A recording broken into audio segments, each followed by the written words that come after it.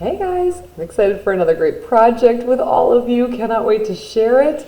So we are going to be making these really cool cards that have all kinds of secret compartments in it to be adding all kinds of notes or pictures or whatever kind of messages you want to give to the sender. And on top of it, it's got this really cool kind of like painted graffiti look to it. So here we go. Your first step is going to be to grab a white piece of paper and we're going to fold it in half, hamburger style. Okay, so we've got that folded in half now. Our next thing we want to do is we want to grab a colorful sheet of paper. So we should have a few. Grab one here. A few colorful sheets of paper. And I am going to fold this in half, hot dog style this time. So the long skinny way. Just like that. And we want to be making a half a heart on this, making sure that the center of it is along the seam here. So you can do that with pencil, but I am going to be using a Sharpie just so it's a little bit easier to see on the screen. So there's my half a heart. I'll hold it up in case anyone hasn't done one of these before. This is kind of a little magic trick. I love this. So here's my half a heart. Once again, I need to make sure that the center of it is on the fold so that when I cut it out, I'm going to grab my scissors here. When I cut it out, I'm actually cutting both sides of the piece of paper.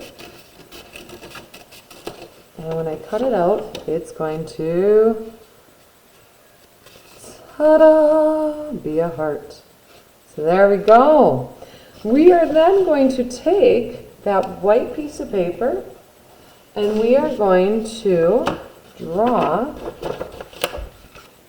or I should say trace, the heart into the center, making sure that the fold of the heart and the fold of the card line up. So I'm going to trace it like this, and again like that. Okay, and I can set that heart off to the side for right now. The next thing we want to do is take our paint, and we're going to put a little bit onto our, I use parchment paper, but whatever you've got to kind of like keep your tabletop safe works well. And I'm taking my paintbrush and I'm going to really get this water wet, okay? Like we want this to be almost like watercolors because we want, oops, oh my goodness, that almost just fell all over.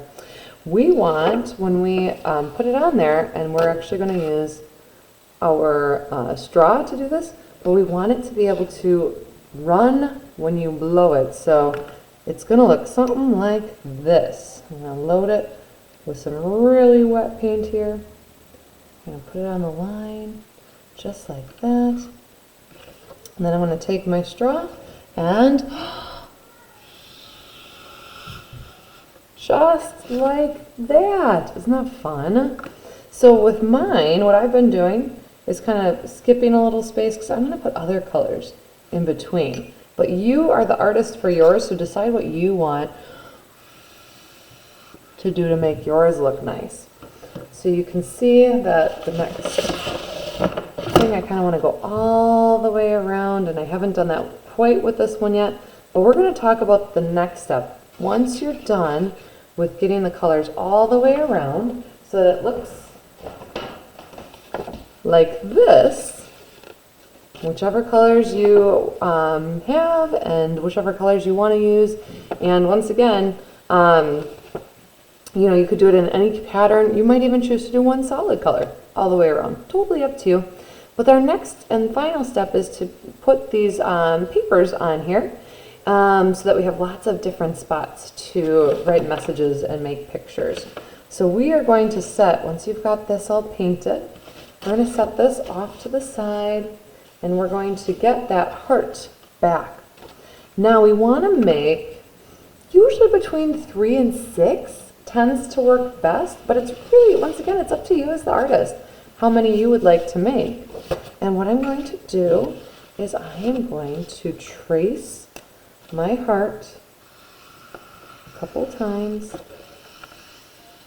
onto different colors of paper that we got.